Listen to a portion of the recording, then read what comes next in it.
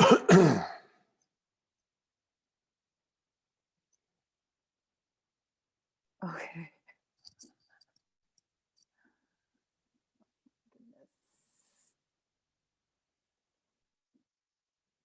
All right, there we go. Okay, we'll get started. Oh, it is 6 o'clock. Great. I just wanted to check, can everybody hear me okay?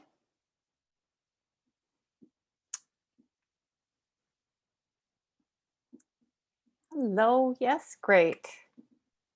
Okay, good. Hi, everyone. Good to see everyone. And don't forget, when you're writing in the chat box, if you want everybody to see it, which is really great. If not, that's okay too. You can write it to all the panelists and attendees so everybody can see it, because as you will be hearing about tonight, that connecting, even if it's with us here on Zoom, to know that you're part of a community, part of a bigger group, it can already have some effect on levels of stress and anxiety. So the more we can connect in our Monday night classes, the better, and within your own comfort level. So welcome to tonight's topic. I don't know about you, but I'm really enjoying these Monday night talks, just seeing everybody show up and connecting and talking about things that what I'm hearing is really important when it comes to living with, managing, treating, healing chronic pain. So tonight we have a really, again, another important topic, anxiety and chronic pain. So we're going to dive into that tonight. And I'm going to stop the share for a minute and just check in with Mark Lawrence, who's again here from the clinic, just to get us started. Hi. Oh, mine is really loud. I don't. Okay. No, sorry, that was just me. Okay. Can you hear me okay? I can. Okay, great. That's perfect. Yeah. Yes. Thanks very much for putting this on again. And just welcome to everybody from the clinic. And just to say, that this is such an important topic, managing fear and anxiety in the context of chronic pain. Just because if we don't manage it, we know that we're not doing a great job of managing chronic pain, but also sometimes there might be an underlying medical cause for the anxiety as well, which some patients are afraid to seek medical attention for, which it's really important that you bring this up with your healthcare provider, because it is really, really important. Make sure there's no underlying biological cause, but also they can sometimes help you with some tools in managing stress and anxiety in the setting of chronic pain because of its importance and its effect on chronic pain, which I think we're going to discuss more about tonight. Mm-hmm. So I'm going to turn it over to you. Okay, great. Thank you. And also, yeah, thanks for bringing up that really important step, to not feel like you have to manage this alone. And sometimes there can be, in some cases, actually a biological cause for it. Am I right? With like thyroid imbalances, or, it's just important to get that checked out first. Absolutely. I mean, there are some things that could be causing the anxiety, some biological things. And, just to go over that with your healthcare provider, who probably knows you best, I would hope. Some of it might just be related to the chronic pain, obviously, but it is important to at least look into that and discuss it. And there are not only, the tools that we provide, but there are sometimes medications that might be helpful that, the healthcare providers can help you with as well. So it's certainly, because we know the profound impact that uncontrolled anxiety and any, for that matter, mood disorder can have on chronic pain. And its effects on how we manage chronic pain and how we perceive the chronic pain even. So yeah, really important. Right. Okay. Great. Thank you so much. You're welcome. And we will get started.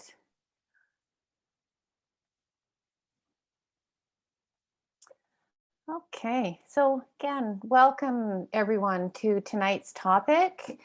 And again, for those of you that are perhaps new, I'm I'm Madeline Eames, and I've been running these Monday night webinars.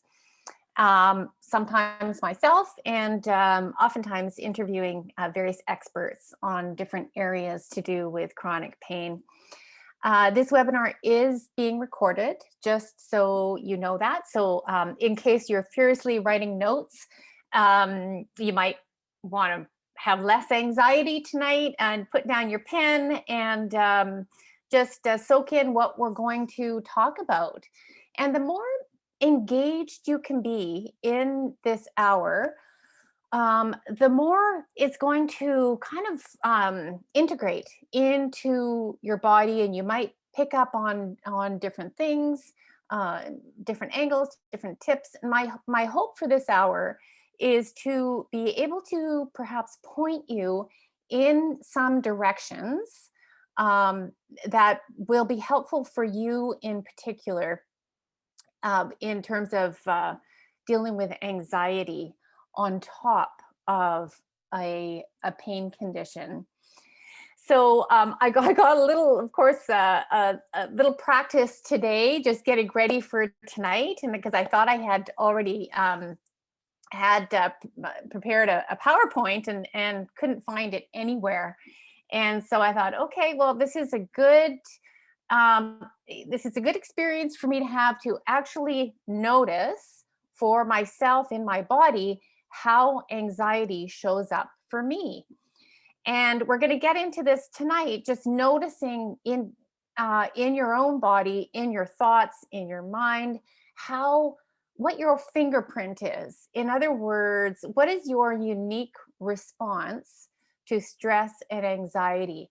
Because if we can stay curious about that, we can then know a little bit more clearly what we need in that moment. And did that stop? There we go. Okay, so what I had said here is to take a moment to settle in and just take a few slower breaths. So if this is the only part of the webinar that you do tonight, this is probably the most important. So just for the next minute or two, just start to notice your breath. Just see if you're breathing. And if you can, just start to become aware of your inhale and your exhale.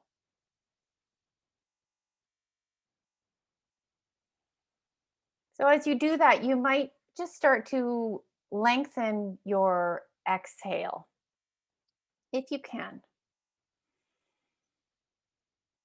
So as they say, when in doubt, just breathe out. As you exhale, I invite you to just let go of your day so far. You can let it go with a sigh. With that, you might relax some muscle tension a tiny bit in your shoulders, in your jaw, and just perhaps coming to find yourself in this moment where you're sitting, maybe even feel your feet on the floor, the palms of your hands, wherever they are. And in the last couple of breaths, we're going to, if it works for you, to take 3 breaths together as a group. And on the exhale, we're going to really feel a letting go, a grounding with gravity down into our feet. Okay. So if this works for your in breath, just start by taking an inhale now. Breathe in. And as you exhale, just feel yourself grounding down, down into your feet, down into the floor. And another inhale, breathe in. And again, exhale, letting it all melt down, just like these trees in the picture, down into your feet, down into the roots, into the earth. And one last breath in. Exhale, let it all go as best as you can. Letting it all go in kind of a downwards motion. And then just return to your normal rhythm, your regular rhythm of breath, and perhaps just turning your eyes back to the screen. Okay. So that can be that for people that find that they are not breathing, and if it's difficult to take a breath, sometimes just focusing on the exhale can get that breath going again. And you'll find out as we go along how important that's going to be. All right. So, have you ever been told to? I remember when you're writing in the chat to panelists and attendees, I'm getting lots of messages, but have you ever been told to just calm down or don't worry? Everything's fine. So, I want you to think about that for a moment and what it feels like to be told to just calm down. Now, I don't know about you, but I'm going to ask you, did this feel impossible to do in the moment? And did it make you feel kind of like this? Like it's impossible for me to just turn a switch and calm down. So if you have felt that way, if you did, I just want you to know that that is totally normal. First of all, to not be able to turn a switch. If we could do that, if we could just turn a switch and calm down, well, we would have done that by now. But there are reasons why that is so difficult to do. And in fact, it almost feels like when you try to do that, yeah, as Courtney says, it can actually make you feel more anxious because now it's like you're fighting against yourself. It's like you're fighting against your own anxiety. So, why is that? Well, anxiety and worry itself, anxiety, it is a normal function of being human. So, it is something that we need. We do need to have some anxiety in our lives, and we need to have some stress in our lives. So when we look at the stress response, the kind of gearing up of the sympathetic nervous system, it's probably what got you here on time tonight. It's probably what got you out of bed, got you motivated to do what you needed to do. And anxiety, can help us to meet deadlines if we have them. It can help us rise to voice an opinion. It can help us move towards what is important to us.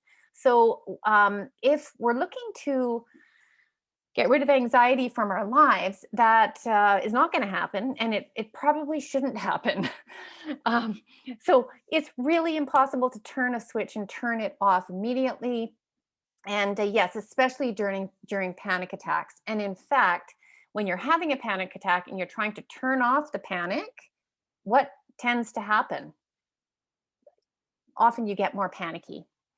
So we're going to talk about that tonight in the way of regulating, balancing, as opposed to getting rid of or eliminating. Makes it worse. But it can also send our rational thinking, logical mind offline when we have ongoing stress and anxiety.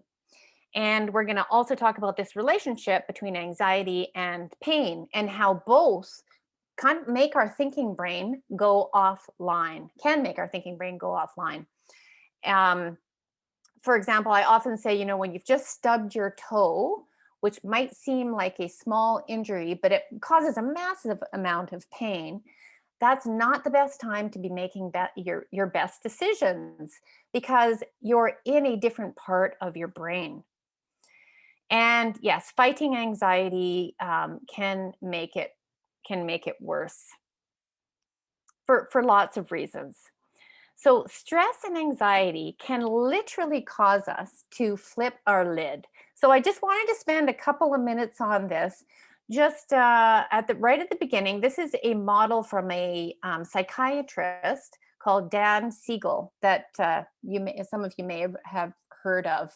He's written some wonderful books called Mind Sight, and he what he how he explains it. When you have too much stress, too much anxiety, if you all want to, just take your fist like this in front of you right now.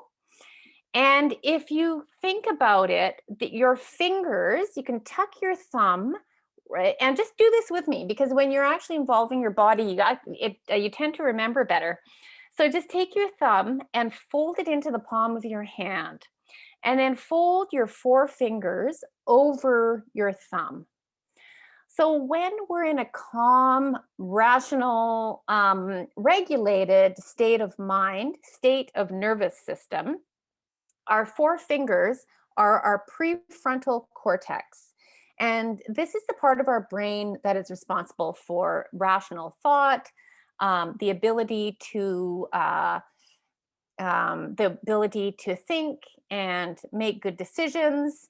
And when the prefrontal cortex is engaged, and I'm sure you've all had those moments where, you know, you're on it, you're thinking clearly, that's when we have this part of our brain on board. In other words, if I put you under a brain scan, the prefrontal cortex would be lit up because it's being used.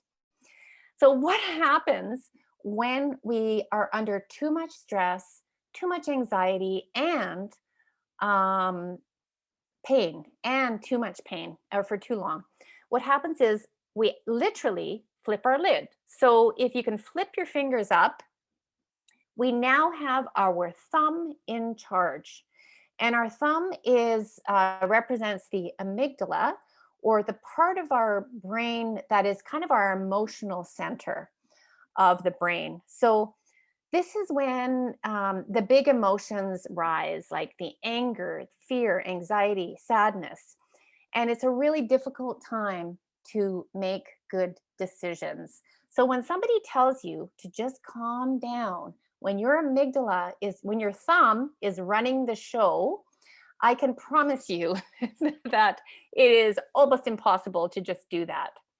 So what we're going to learn tonight is ways of being able to tuck the thumb in and bring our prefrontal cortex back on board as best as we can, to regulate our stress levels and to better be able to regulate our pain, because they're so interrelated.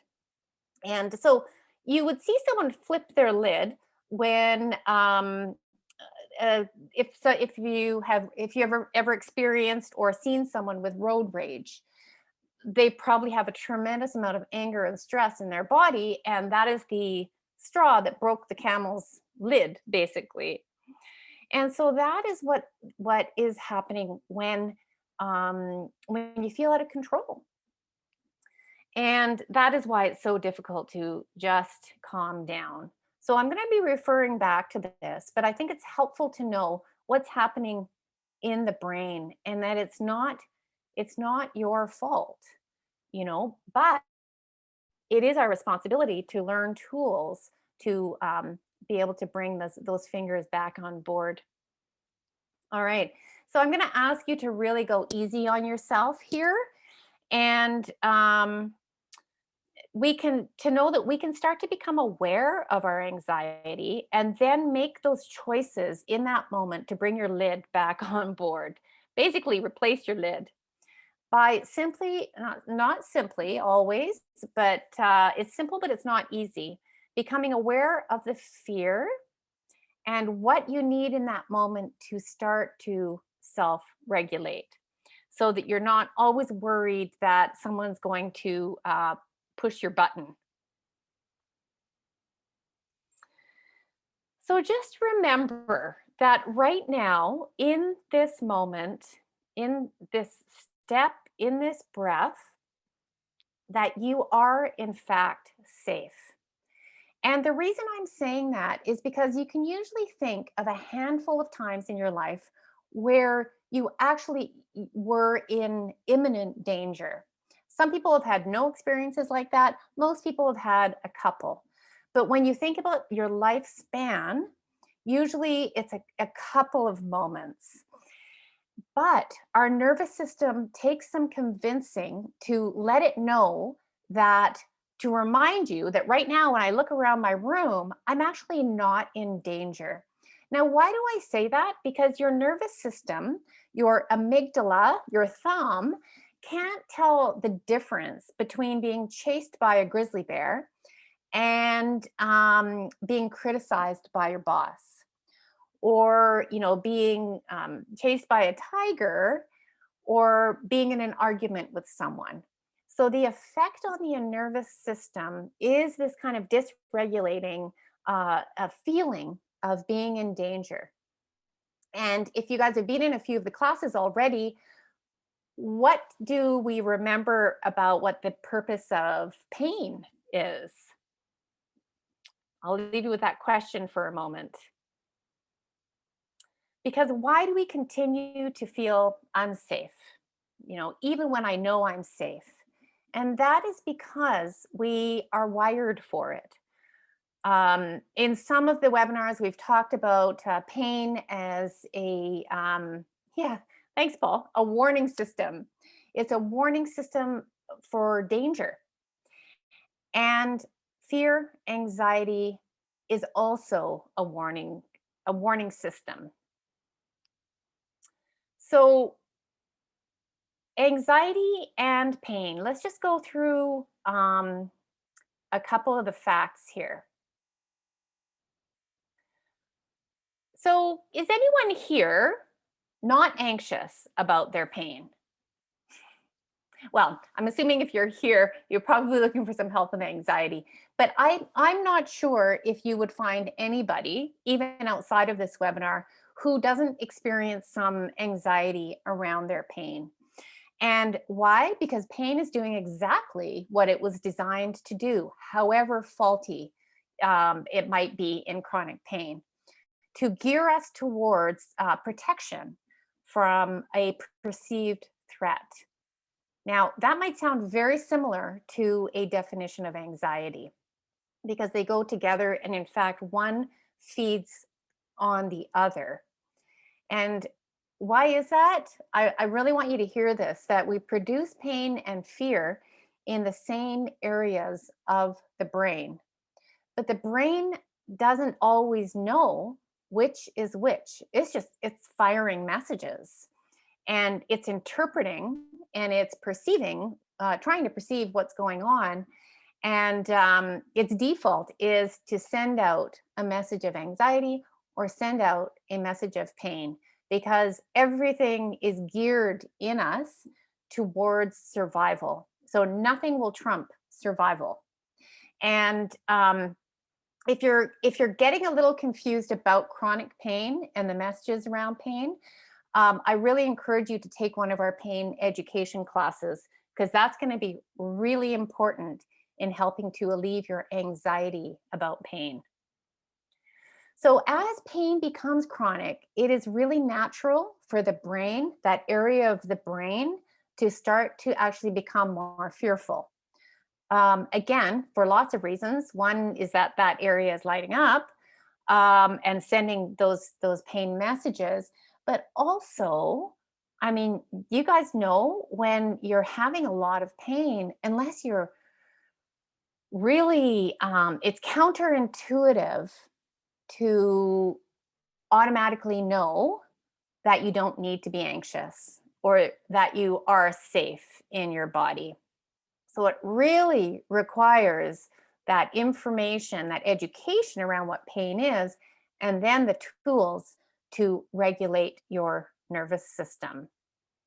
So if you're feeling like this is difficult work, again, it's simple. It's not really, but it's not easy. It's not easy work. But it is possible to be in pain and not have the anxiety, just as it's possible to have a very low pain day and continue to have anxiety. So it doesn't mean that the two have to always go hand in hand. Once we learn how, some tools to get on board to manage it. And absolutely treating one, I think Mark said this earlier, treating one absolutely helps the other. So this, what we're doing tonight, is actually a very powerful doorway into pain management. Because when we're in pain, sometimes we can't use our old ways of alleviating anxiety and stress. If we used to perhaps exercise, or maybe we were in a workplace, which we don't have as much of now with COVID. And so when we don't have those ways that we used to have with pain, then we need to find new ones. And also, when we are isolated, anxious thoughts can become bigger and more real. This can, definitely amplify the pain experience. And again, when we're having less social contact right now, you may find, and sometimes I even forget, like, that we are in COVID. So there's a reason why stress levels, even though it may not be really obvious to us, are a little bit higher. So if pain makes us believe that we're in danger, then it would follow that we would have more fear and anxiety. This is kind of what we're up against. And also, there can be a lot of uncertainty, right, with the chronic pain journey, with the journey of the path of chronic pain. Anxiety loves uncertainty. And because when human beings are uncertain about outcomes, it can make us very fearful. Okay. So I guess the question sometimes becomes, did anxiety cause or increase my pain, or which one came first, vice versa? Did I have more pain today, so I'm more anxious, or was I more anxious today, so then I had more pain? Well, the truth is, I guess the real answer is that it is both. And they're like flip sides of the same coin. So anxiety can definitely amplify, or well, I'll ask you guys, do you notice a relationship between anxiety and stress on one hand and physical pain on the other? Have you made that connection in your life, in your body yourself? And you can answer in the chat if you like.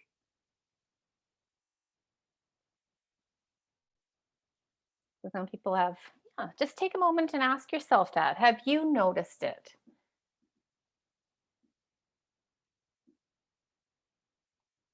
Okay. So definitely, yeah, absolutely. Yes. When I'm anxious, I have more pain. Hmm. Okay. So you can see very clearly in your own life how that overlapping happens in our brain and nervous system. That being said, I want you to hear this, that we always try to repeat this in classes, that if you have been told that your pain or your anxiety is all in your head, that's not what I'm talking about. Okay. So I'm not telling you that because you're a worrier, or because somehow that this is, your fault.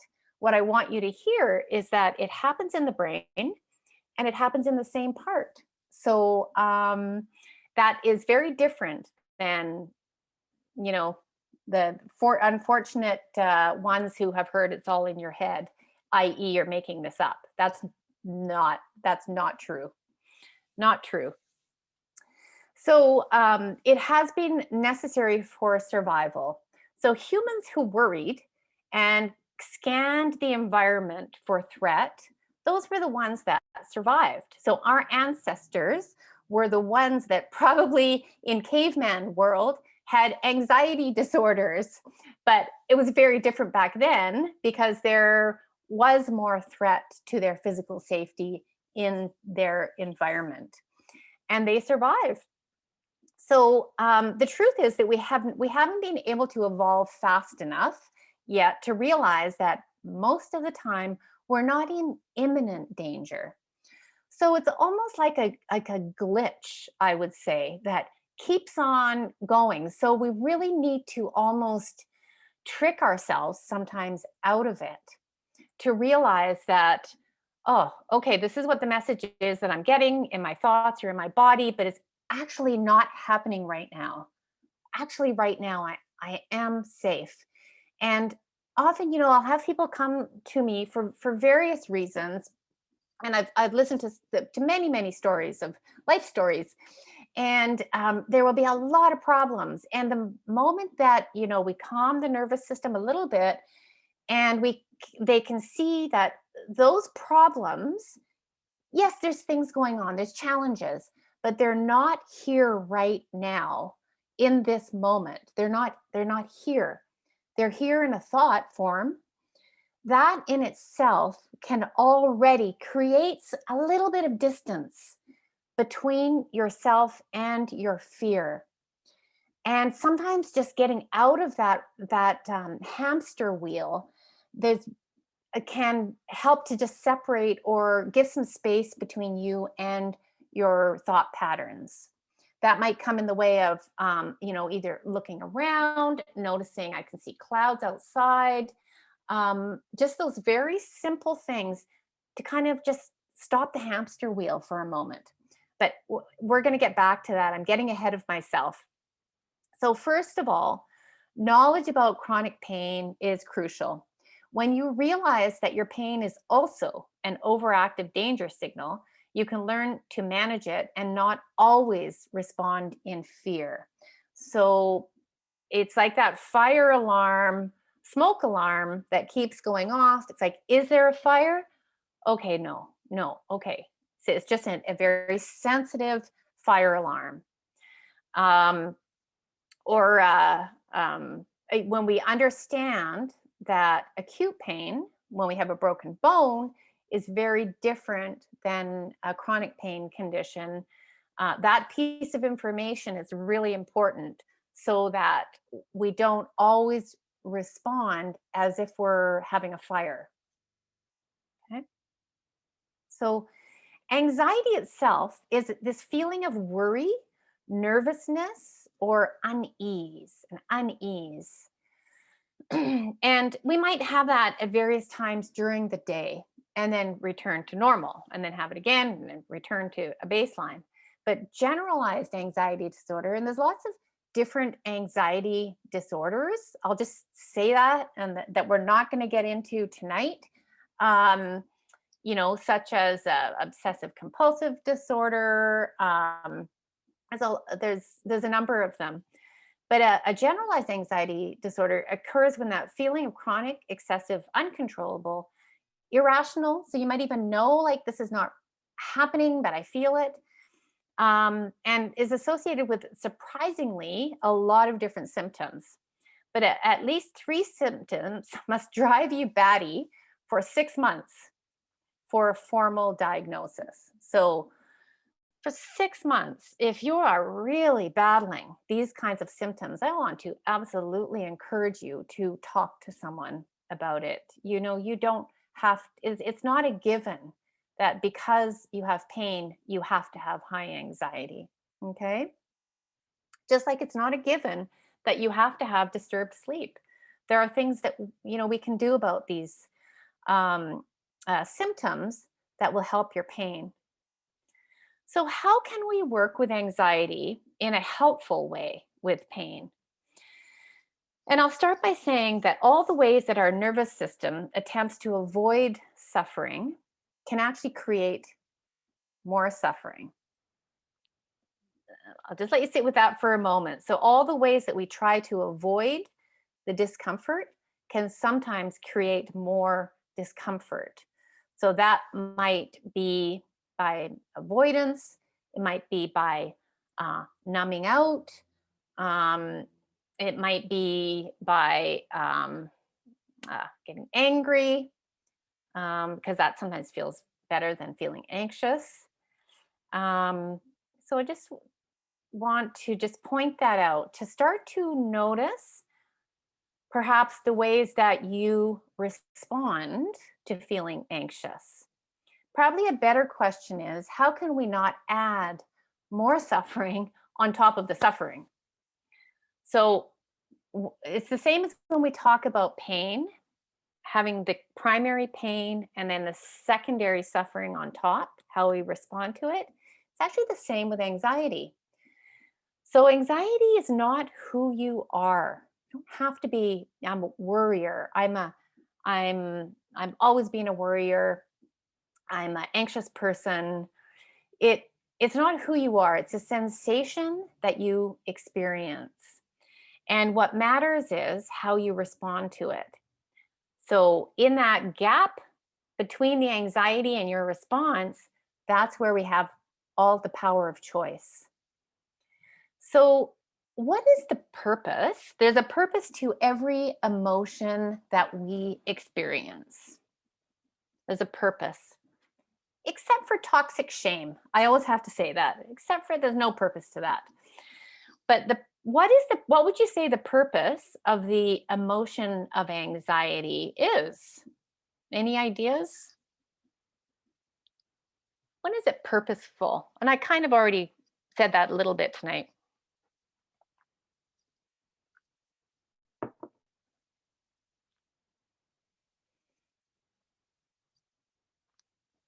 Well, it does help us to plan ahead. So if you're a person that's always, what if about the future, you can see it's a very forward moving emotion into the future. So it can help us to plan. It can also help to keep us comfortable. So, I'm worried it's going to be cold today. I'm going to put on a coat. It can point us towards what we really care about. If you worry about kids, about your health, if it's your job performance is important to you, you might worry about it. If financial security, which is important to most people, you might have some anxiety about it. So I just want you to see that if you, we don't tend to worry about things that we don't care about as much. It can tell us what we need. So we can feel anxious when we're dehydrated, when we're hungry, when we haven't been breathing for a while. We can feel anxious when we need to have a conversation with somebody or when we feel lonely. So it can really point us towards what we need to eat, sleep. When we're not sleeping, we often have a mood disturbance or anxiety. Breathe, to move, to get outside, to make a phone call, to connect with someone, to relax. Okay. So think about it as a pointer. But what happens when anxiety does not serve a purpose anymore? When is it not helpful anymore? And if you look at this picture of the cat, it's like a deer in the headlights. When our fight, flight, freeze, and I add to that fawn response are on high alert, and the dial is not turning off, or it's up most of the time in our stress levels, then it's not helpful to our health, our mental, our physical, emotional health anymore. So it's not helpful. And just notice this in yourself when there's nothing I can do about it right now. So if I'm worried about what's going to happen to me in the future, I can't answer that question. And that can put us into our nervous system into a freeze response. When I'm believing a thought that's simply untrue or unhelpful, such as, I lost my job, maybe I got laid off or I couldn't work anymore, I'm a complete failure. When I'm believing that thought, well, I'm going to feel more than anxious. I'm probably going to feel very depressed. So we're going to really talk about what thoughts you're going to choose to believe and not. Because when you're believing a thought that's untrue, it really becomes a trap, because it's like something it's not even tangible, because it's not true, but it lands in your nervous system. So when it takes on a life of its own, in other words, kind of free floating anxiety without any kind of direction to it, I'm just worried. When it becomes paralyzing, so when I'm so fearful of moving, or I'm so fearful of going into the doctor's office that I almost can go into a freeze response, become paralyzed. And that might be what the cat's doing in this picture. These are all very adaptive survival strategies, but they're not helpful when there is no threat coming through the window, coming through the door. When I avoid things that I need to do, in other words, I'm kind of in a flight response. I'm avoiding what I could be moving towards. When it makes you feel angry or aggressive or scared and just plain old crappy. So that you could be in a fight response, just irritable, angry. And, I get it. If this is you, again, I want you to go easy on yourself. It's a difficult body to be in with pain and anxiety. Okay. And also when it affects relationships, when it really starts you can even destroying or deteriorating your relationships, because it's hard to be relational when you're highly stressed. And at the same time, being in relationship is really not a relationship, like one relationship, but being in companionship with friends or people around you is part of calming the nervous system. It's not helpful when I'm more exhausted from worrying than anything else. So I can sit here and worry myself and completely exhaust myself without doing anything. And also when it makes pain worse or it prevents movement. And the fear avoidance of movement spiral is really, really common in chronic pain for lots of really legitimate reasons. Okay. So how do you cope? And I'll ask you there right now, if you could think for a moment, how do you cope with anxiety? And is it working? Maybe there's something that is working for you. I'm going to really encourage this group to, there's 41 of us here, to share in the chat if you want to. Don't create more anxiety for yourself tonight. How you tend to cope with it. Maybe it's just one word. And you can also share what's working, or maybe it's not working. Hey, I like that. Repeating a song. Found a peanut. That's the one that we probably all know. There is really something, isn't there, Andrea, to just repeating something to yourself that feels light. Thoughts, thinking about someone who's important to you. Meditation, I'm seeing that. Listening to music. Going outside and taking a deep breath. Stand back and observe. I like that. Getting outside for a fresh breath. Breathe. Lots about the breath here. Yeah, even if it's 5 minutes. Hiking, meditation again. Walking in fresh air. Okay, tired and anxious, I go to bed. Yeah. Yeah, sometimes rest is what is required.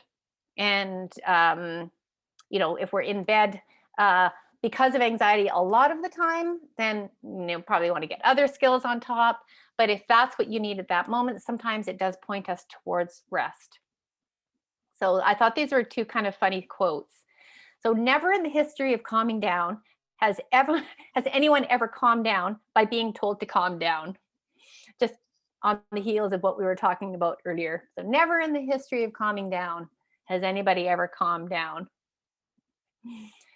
So if the people around you say, well, just think positive, and there is some value to being grateful for what we have, but at the same time, it's as if people expected us to will it away.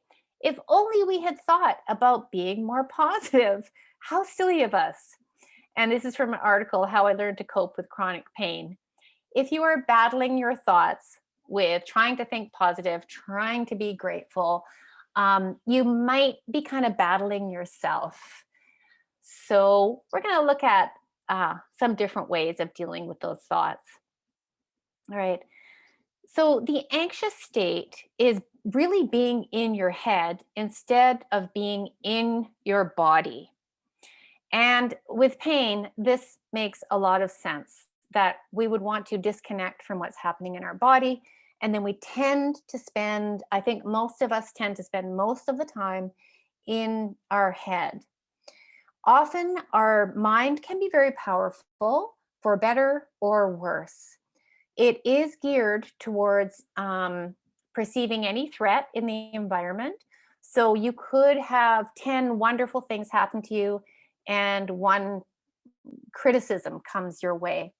We do have a bias in our brain, in our mind, towards that one criticism. So when you look back and reflect, we tend to see the negative things more than the positive. So absolutely, we could work on balancing that out. But yeah. So the more that we worry, the busier our mind gets, and then it's almost like it becomes like a rolling stone gathering more and more moss, moving faster and faster. So now we're scanning for more dangers, and now we're more geared up, and now we've got more pain. And it can be a real inner battle trying to hold that boulder or that rolling stone on the mountain up. So, yeah, like somebody says here, it's exhausting trying to catch those negative thoughts. It really is like an inner battle. And a lot of the therapies that are coming out nowadays are around mindfulness meditation, acceptance and commitment therapy, that are less about shifting those thoughts and more about being aware of these thoughts and letting them drift by and not engaging in a war with them. So I'm seeing lots of great comments coming in just to the panelists, which is great. If you want to share it with everybody, panelists and attendees, I see lots of good tips here. So we often, as I'm seeing here, cannot think our way out of anxiety, although it can be an important part of it. So overthinking. So when we start this ball rolling, it ruins the moment because we're not here anymore. The situation, and it kind of churns it. It chews it up in all kinds of shapes and spits out worry. So it starts to almost take on a life of its own. We may need to let that boulder go, not to run us over, but we may need to just shift to something else. So becoming aware, and then we can make a choice. So here's where we really get into your unique fingerprint, to notice in yourself. And right now, just if you can, notice yourself, and there may be something on your plate right now, on your mind, that you are worried about. So as I say that, can you notice in your body how worry shows up for you? Even if you can pinpoint one thing as you think about that worry, about how it shows up in a thought or how it shows up in your body. And often I have people actually write this down so they can recognize, because often it's the same. So I see tension. Just notice. Yeah, can you notice that? So this is the first part, awareness. You might notice changes. Here we go. Yeah. You might notice changes in your breath. I see heart rate up, headaches, tension. So there's 3 different areas where it tends to show up. Your breath tends to change.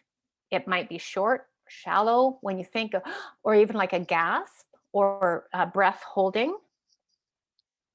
It might show up in your body, muscle tension. We hold a lot of anxiety in our shoulders, neck, in our scalp, tension, or stillness, being oh, there we go, frozen movement. That's a really good way of describing it, Chris. Frozen movement.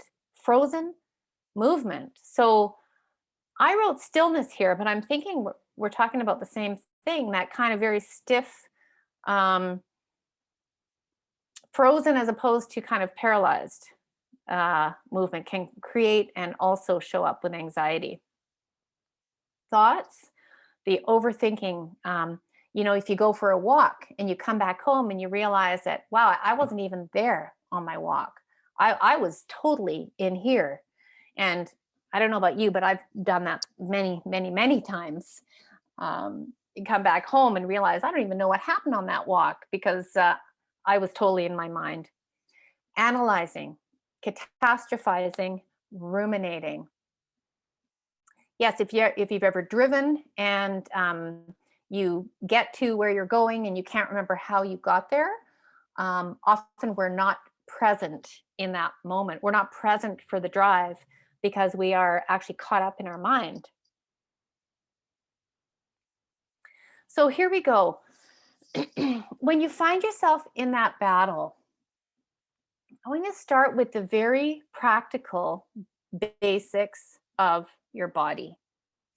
And to ask yourself, and this may sound like a simple question, but it doesn't always have a simple answer. What does your body need more of? So just sit with that for a moment yourself right now. What does your body need more of? So I'm seeing oxygen. Yeah, that's definitely on the list. You can feel that. You might need water, rest, healing. You might need nourishing food. You might feel depleted. It might be sleep. What is anxiety pointing towards? Movement, stretching, oxygen, being with people. Do I need to reach out? Do I have to sit here in my loneliness or my anxiety, or do I need to reach out with the right people? Do I need some laughter? Do I need to put on a comedy? And do I need to be less serious at the moment? Do I need to do some muscle relaxation? And I'll tell you right now, like often that can just on your own or with a guided relaxation, sometimes that's the answer. Pets. There's a lot of research around dogs and the presence of animals and decreased stress and anxiety. So this is very different than fighting your mind. Okay. Gentle stretching, I saw someone say as well. Okay, so asking, what does my body need more of? Not so much what does my mind, we'll get to that, but now what does your body need less of? And I used to teach this class very differently than I do now. Now I start with the body and then we'll move to the mind, because I think connecting in with your body, my thumb is not worried and my foot's not worried.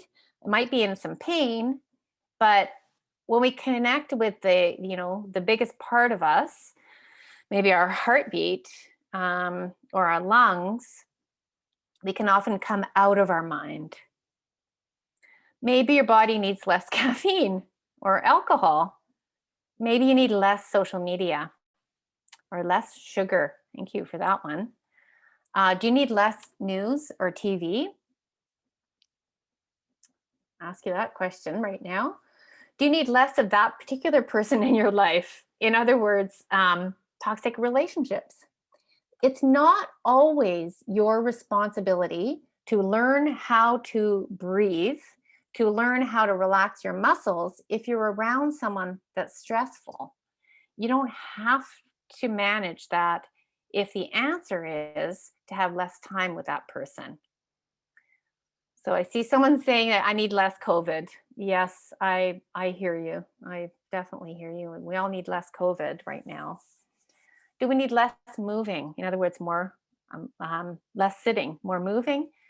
Do we need less ruminating? Are you in that hamster wheel? I got to shift. And a lot of people said to get outside, take a breath of fresh air, a change of environment, a change of position can change your thought patterns. So I'm going at it very differently, more bottom up right now. Okay, so those were kind of the bottom up approaches. So yeah, someone just said to us, do something that brings you joy. You have the right to, no matter what's going on in the world, you have the right to experience some joy and pleasure, even if it's a cup of tea. That act of self-care, of self-nurturing, sends a message to your nervous system, even if it feels awkward, that, okay, this system right here is safe. This system, this nervous system is having a cup of tea. This nervous system is breathing. That must mean that we're safe. So it might seem small, like very small things, but a small thing or numerous small things sends that message from the brain down through the spinal cord that this nervous system is actually safe. Okay. So I'm going to launch into thinking now. That should give you a lot. That might be enough right there. What does my body need? But let's look at thinking. And if you haven't done the Empowered Relief Program, we have one starting this Wednesday. I really encourage you to take that because we get into this a lot more. So can you remember, or can you bring up any fearful thought? You might write it down for yourself. You might just remember, or you might even put it in the chat. A thought that is a repeated theme for you, because often our thoughts are repetitive, that causes you anxiety. Okay. So it might be a what if thought. What if this happens? What if my pain gets worse? What if I can't work? I can feel the anxiety of those thoughts. Okay. I'll never, or I will always be like this. So if you're having any of those thoughts right now, just remember we have 60 to 80 thoughts, 80,000 thoughts a day. And most of these are repetitive. So if you know what your demons are, better to know them, better to know the monster under the bed than always be avoiding it. Yeah, so there's some really fearful thoughts coming up that I just putting it out there sometimes can separate you from this thought. What if I end up in a wheelchair?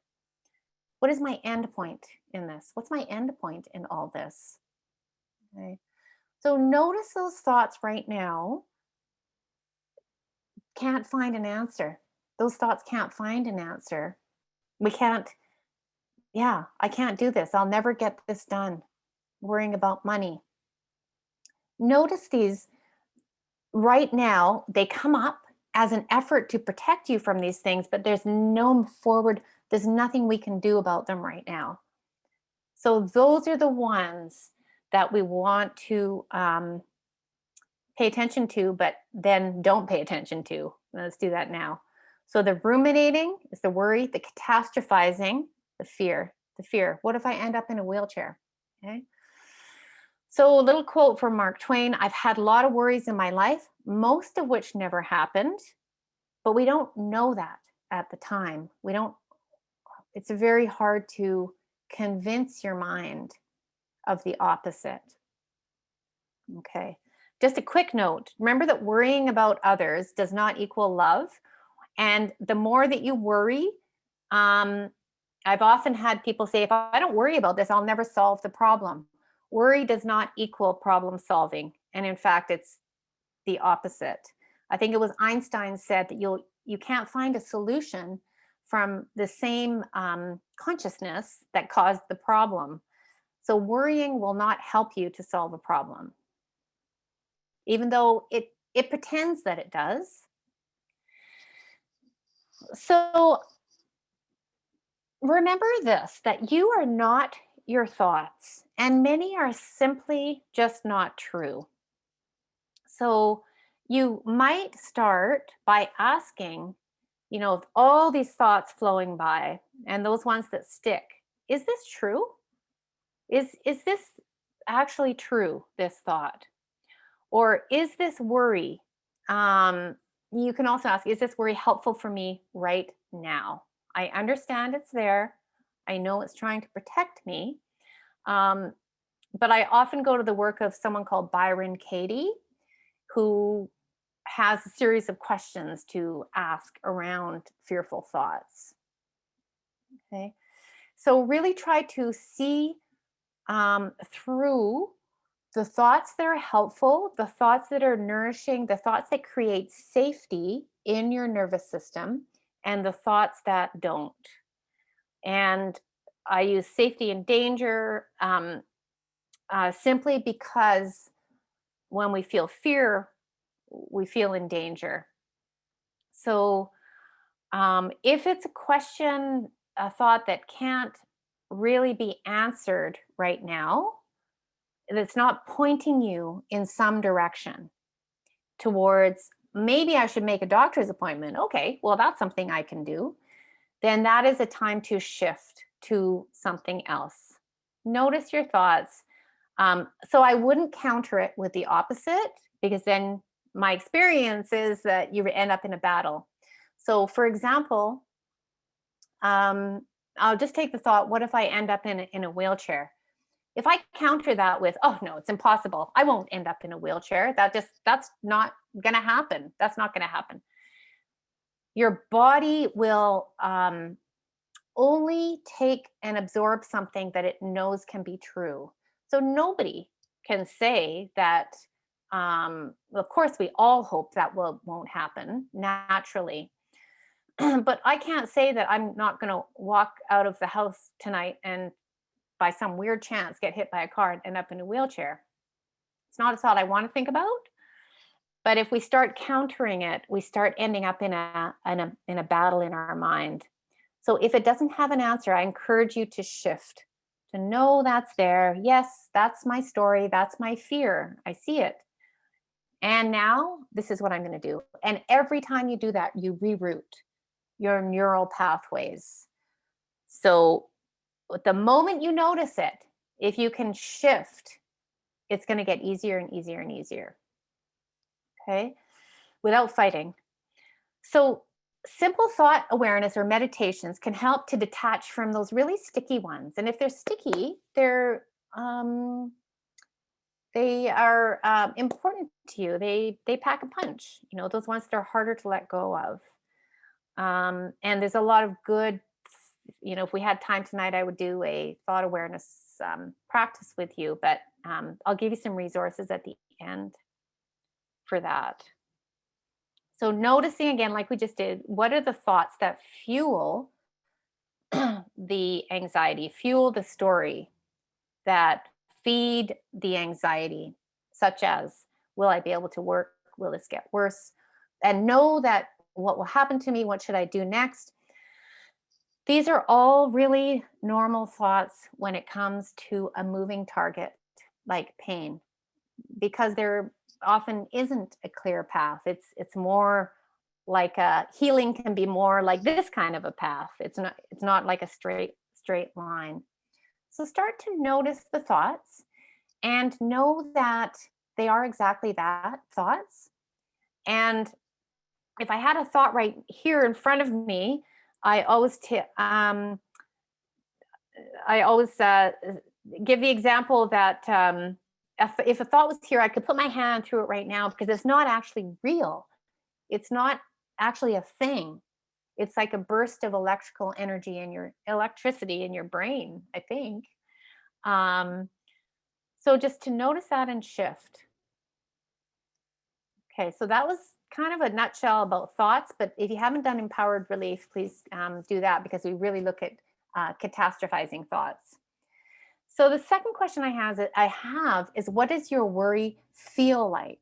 Okay. What does it feel like in your body? And I asked it earlier, and but if you can feel that now that we've talked about thoughts, there might be something else coming up that you're noticing.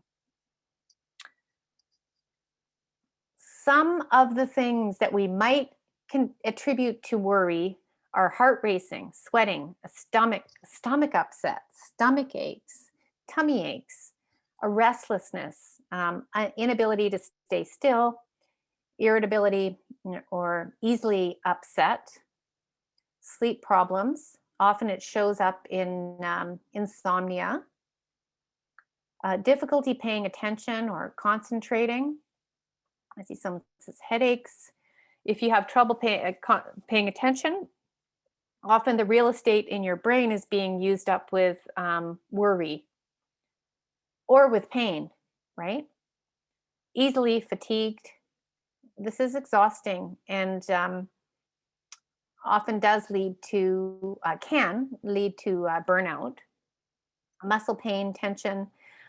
But the main thing I want you to hear is that it's similar to pain in that anxiety makes it uncomfortable to be in your body. And so we naturally try to escape. So this is where I'm going to suggest that we turn that around to, there are times to escape, no doubt, into Netflix or whatever you need. We can't do this all the time, but to turn it into some type of self-care for your body. And I don't mean just bubble baths, but I mean really pointing towards what you need in that moment. I personally have had a lot more people find success with that approach. Okay, so sometimes it can be as simple as, it's hard to have an anxious mind in a more relaxed body. Now, I know that we are bracing and we are reacting towards pain, but if we can start to tease out what is the pain condition and what is the bracing on top of that, then we can sometimes change our posture. There's been a lot of research around this now. Change your posture to a more relaxed, to retraining your nervous system, your body, to be in a more relaxed state. Okay. So sometimes it's just getting grounded, like right now, feeling your feet on the floor. So we're less up here and we're more down in our toes, in the soles of our feet.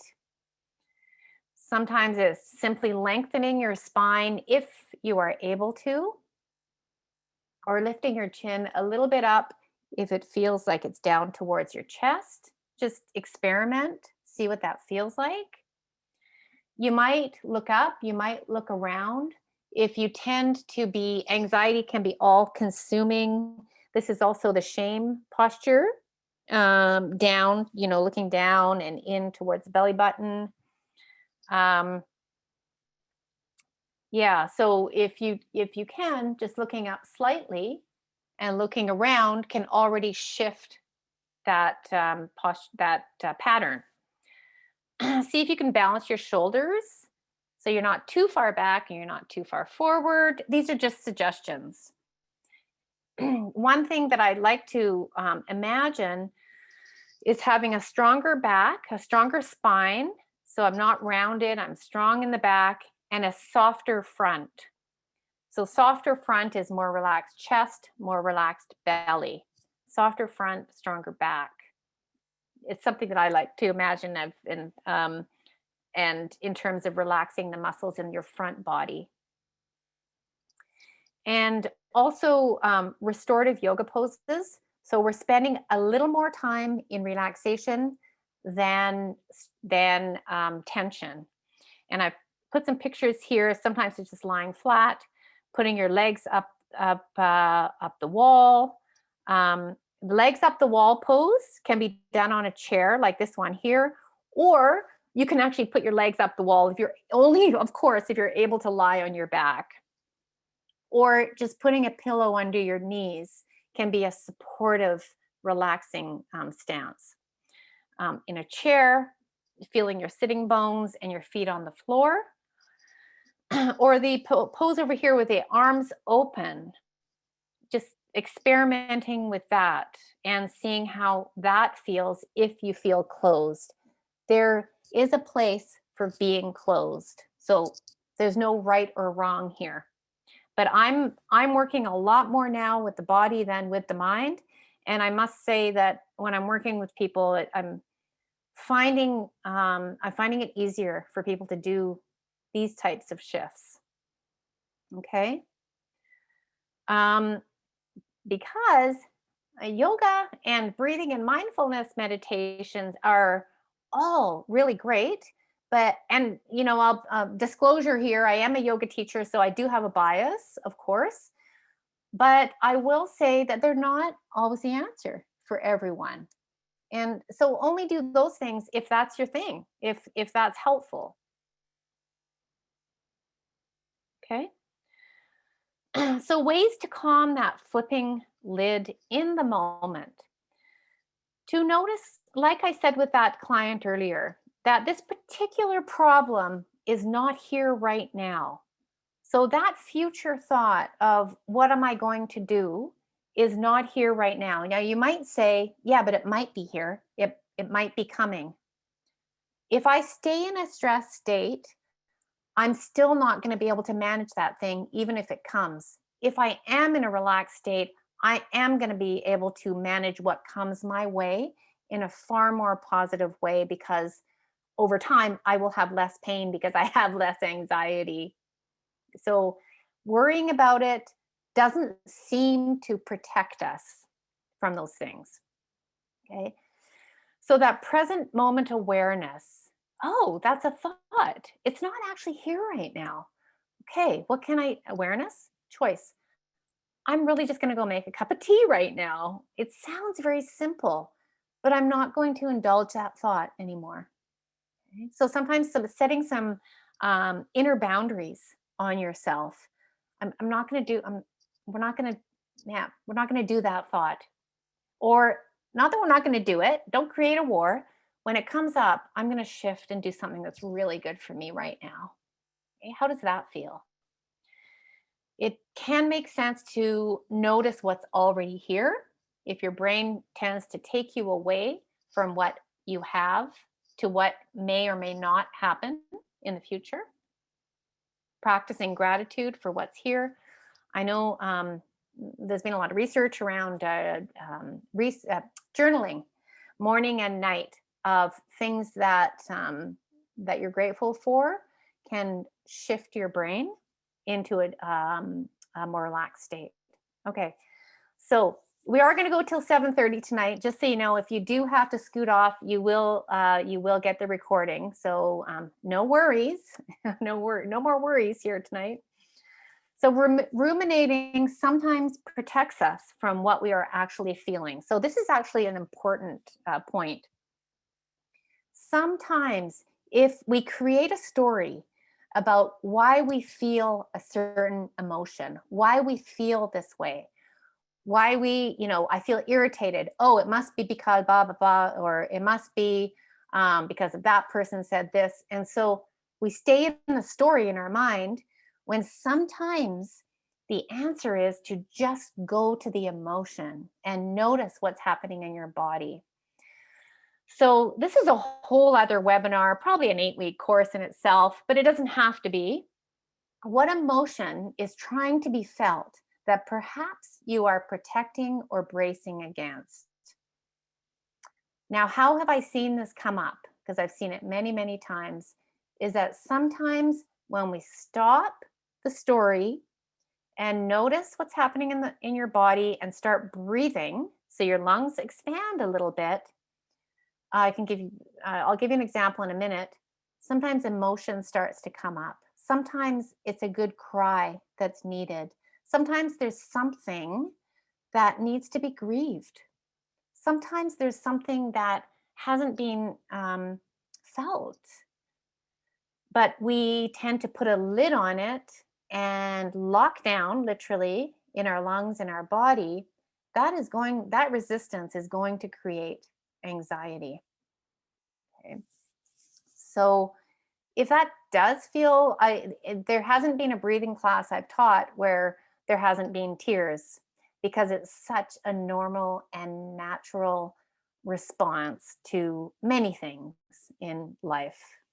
Okay. So if that's the case, you might just work through it. You might feel what you need to feel. Don't judge yourself for it. Look at it like a gift. Or you might want to talk about it with someone. There's a lot of support out there, or there might be support around you. Therapists,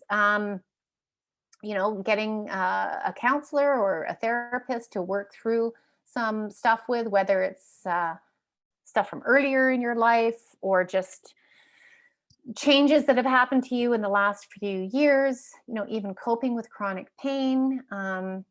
Please be good to yourself around that. You deserve to, to not, you don't have to do this by yourself. Okay. So anxiety points us towards perhaps what might need to be done. So do what needs to be done and then rest. And I'm going to give you a couple of examples. And these were just ones that I thought of today that I thought would help to kind of illustrate what I'm talking about. So I'm just going to check the questions, and I can see one here. Could we be dealing with fight or flight? We're absolutely dealing with fight or flight. From Deborah. Fight, flight, freeze, and also fawn. So fawn, fight, flight, freeze, or fawn, that is the stress response that arises in response to anxious, worrying thoughts, and it also in response to pain. That is the overlap in the brain. Okay, so absolutely. I want to talk for a second about that last word I said, fawn. There are particular personality patterns that can predispose us towards, in other words, set us up for anxiety and also contribute to pain conditions. And those are the perfectionist. So you can just ask yourself that question. You can explore a little bit about perfectionism. Do you have to get it right or not do it at all? Do you feel like you're just never quite measuring up or not good enough? That can be a particular personality pattern. And the other one is people pleasing. So if you need everybody else to be good, to be happy in order for you to be happy, that can really also set you up for anxiety and an amplified pain experience. And when I said fight, flight, freeze, and fawn, that last one, fawn, what I'm talking about is the people pleasing response that we may have learned, we may have picked up along the way in childhood. So just a little addition in there, just to kind of ask yourself those things. There's also been a lot of research around certain personality types. So before I get into the examples, let's just, a question here. Can't manage pain, low pain threshold, and I worry too much to cause pain in my stomach. Anything I can do? I would absolutely practice deeper relaxation. I would lie on my back with hands on the belly and breathe into the belly. And if you can, try to relax some of that churning that might be happening in your gut. And your gut is a very powerful brain. It has, Dr. Lawrence might correct me on this, but from everything that I've read, it actually has more neurons than the brain in our head. So it makes sense that a lot of things would show up in our belly. When kids are worried, they have a tummy ache. They don't know they're worried. They know they have a tummy ache. So that upset tummy. Obviously, eating things that work for you, whether it's um, things to balance your gut flora, such as probiotics. That's not my area of expertise, um, but the relaxation to relax the churning. And, you might do something that sounds really woo woo, but putting your hands on your belly and yeah, because the belly is such an important part of the nervous system. When you're in fight, flight, freeze, or fawn, in other words, your body thinks a grizzly bear is chasing you, you don't have time to stop and eat and digest. So your digestion turns off or slows down. It slows down. So you're going to have problems showing up in your stomach. So the more you can approach it from a nervous system point of view, the more your belly will be able to regulate itself back into some kind of balance. I hope that makes sense. Okay, yeah. Just a comment from Mark. You've already taken, that's true, the first step, realizing that worry is causing your belly ache. Right. So coming at it from a nervous system point of view. Yeah. Okay. So I want to tell you about three people really quickly. So first of all, somebody that we'll call Mary came in and said, I just can't get rid. Here we go, same as what somebody just asked. I can't get rid of this tight feeling in my gut. So here is an example of when we started to notice what was happening in her gut and this tight feeling. So we started by relaxing and breathing and doing some belly breathing, expanding into her lungs. And what she wanted to do was really get rid of this tight feeling. I encouraged her to, I want to use the word embrace that tight feeling and what she was protecting herself from. Well, what happened after that was a huge release in the form of, droplets of water from the eyes. I'm being a little bit sarcastic, but tears is a release of our body that's very normal. And what she hadn't grieved was the worry that she felt for her adult son, who was had many addictions and mental health problems. And she hadn't had a chance to be able to grieve and express that worry.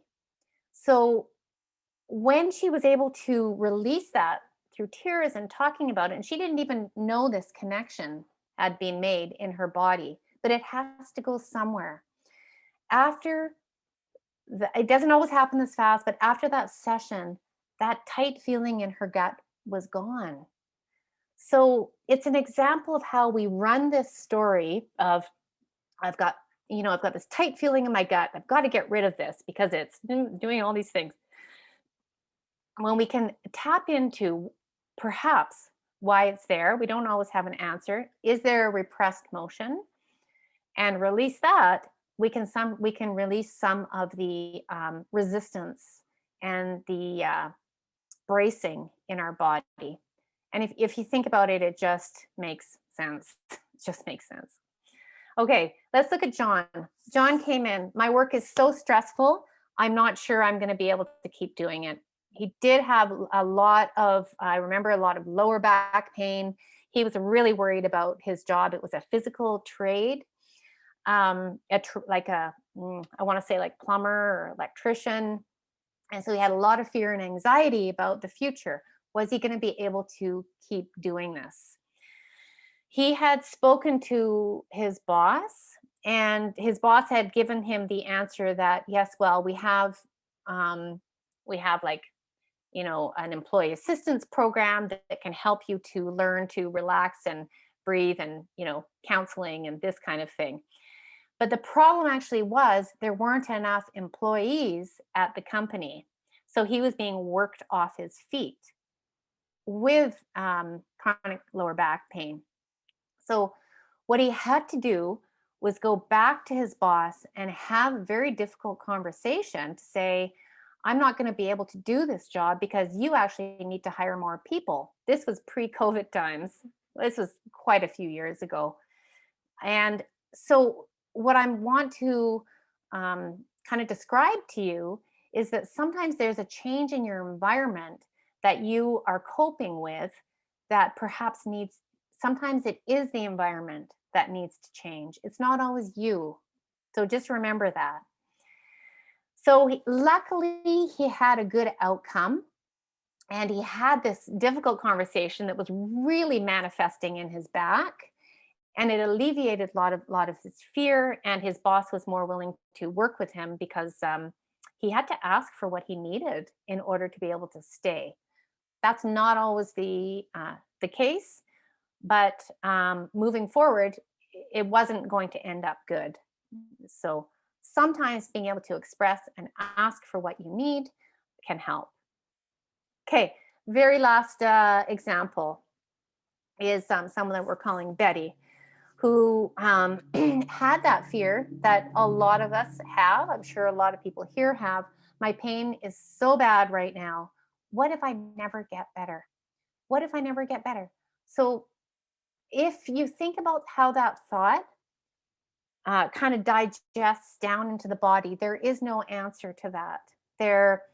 It's what we call catastrophizing that we really target through the Empowered Relief Program. I keep on I feel like I'm doing one of those advertisements, but please take that because we can talk a lot more about that.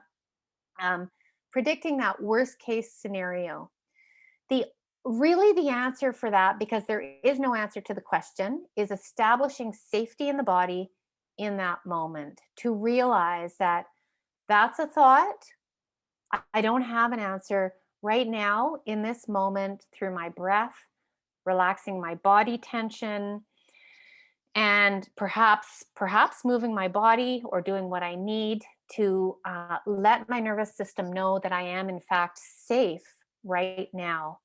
And with that comes a practice of self-compassion that actually has a lot of connection with there's been a lot of research around self-compassion in the treatment for chronic pain.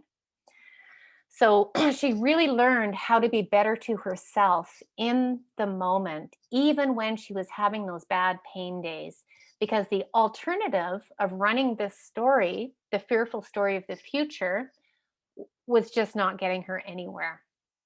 Slowly, little by little, she began to have more and more safety moments in her life, in her day. And with that, her pain started to get more manageable. If that word self-compassion makes you go, ooh, not sure about that, then you actually need to be in the webinar on self-compassion. We have an expert coming in on April 19th, Shelley Prosco. Or if it's something that you're curious about, I really recommend coming to that one. We're going to dive right into it and look at how we can actually start to be our own best healers, our own best supports. Okay, so those are kind of 3 examples. So Megan says, just ask, if I worry, will it help? It's really as simple as that. If I worry, will it help? Probably the answer is no. And so if your brain is really trained on that hamster wheel, it might take a little bit of time to shift to a different route in your brain. Okay. But do it every time. And every time you make that shift, you are actually, it's like doing a bicep curl. You're building a muscle away from anxiety. As a result, away from pain. Okay. Oh, I wanted to leave you in this last minute with a practice of box breathing. This is, out of all breathing techniques, this is just, if this one doesn't fit for you to hold your breath, simply just slow down your exhales. But here's one that you can practice tonight if you are looking for a breathing technique. So box breathing, you can use it anywhere, anytime, in the elevator, in your bed. And what you do is hold your breath for count of 4, going in a box. Sorry, inhale, hold it, breathe out, and hold it. So it's pretty self-explanatory. If you need something to do with your mind at the same time, find a box, find a square like a door or a window, and just follow very carefully the outline of that box as you're breathing. And don't just do it 2 or 3 times, do it 10 times, do it for 5 minutes. And a lot of people really find it to be effective. All right, we are at the end. So self-management. Says I've got this in one more slide. Find your doorway, your breath, body, or your mind to start getting unstuck. Ask what you need. Ask yourself, what do I need? What do I need right now? Maybe it's, you know what I need? I need a glass of water. Oh, because if you're dehydrated, your nervous system is going to be upset. Try different things. Don't give up. Try, if it doesn't, really fit the bill, try something else, something else, something else. Know that if you need rest or decide to just simply let a problem go, you're still doing something. Sometimes letting go is a greater act of peace than hanging on. Okay, that's not my problem.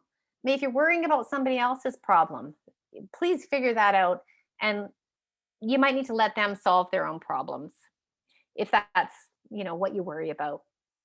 Guided practices for physical pain. Find a voice, find a length, and find a type of practice that you like. And here are some suggestions. The other thing I want to add to this is the Curable app. It's called Curable, specifically for chronic pain. Okay, Insight Timer, Calm, our Empowered Relief Program. Dr. Jon Kabat-Zinn has got some great mindfulness meditations. And I also put lots of YouTube videos because there's so many. It's hard for me to pick one for, I'll usually pick the wrong voice for someone else.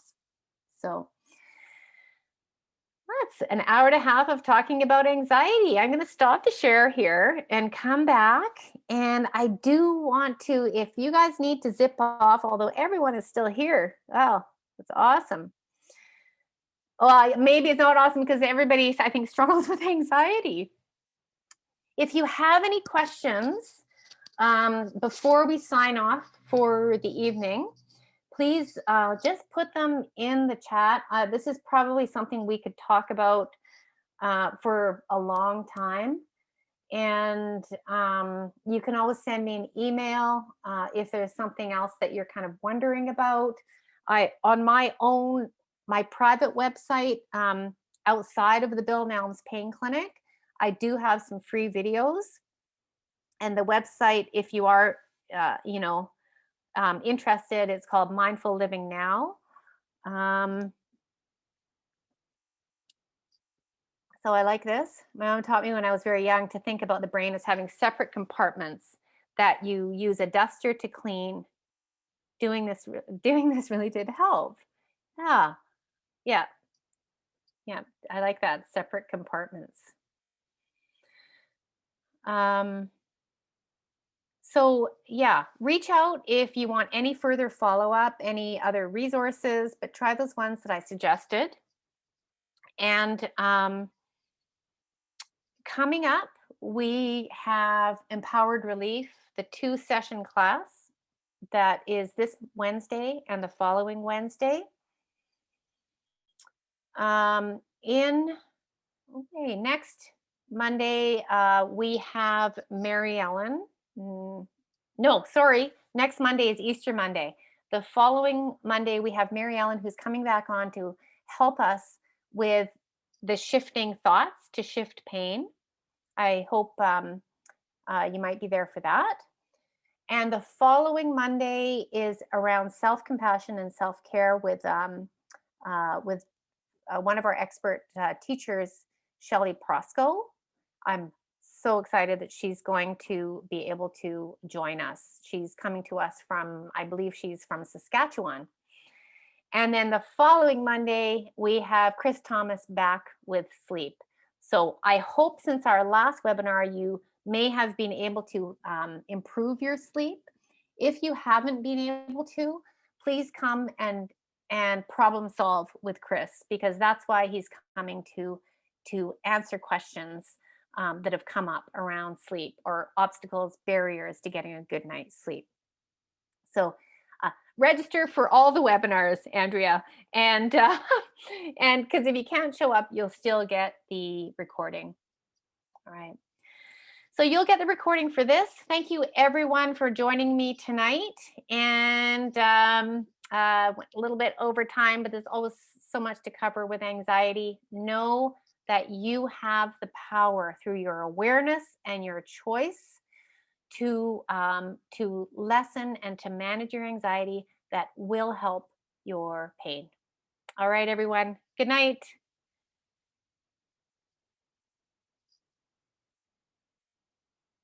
Oh, you're welcome. Stuart, I'm glad you were able to come show up. You're welcome, everyone.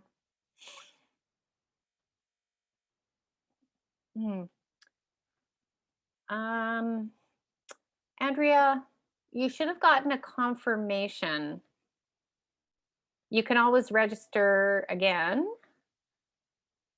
That's a good question, because we've got so many things coming out. It might be getting a little confusing.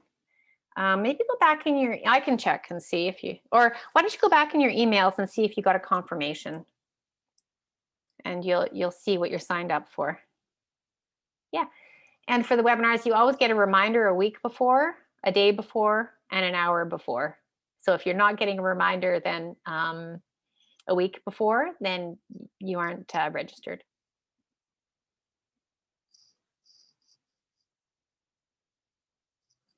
Right. There was a recent email with, yeah, you might just go to the most recent email, which would have been this last week. Yeah. Good. All right.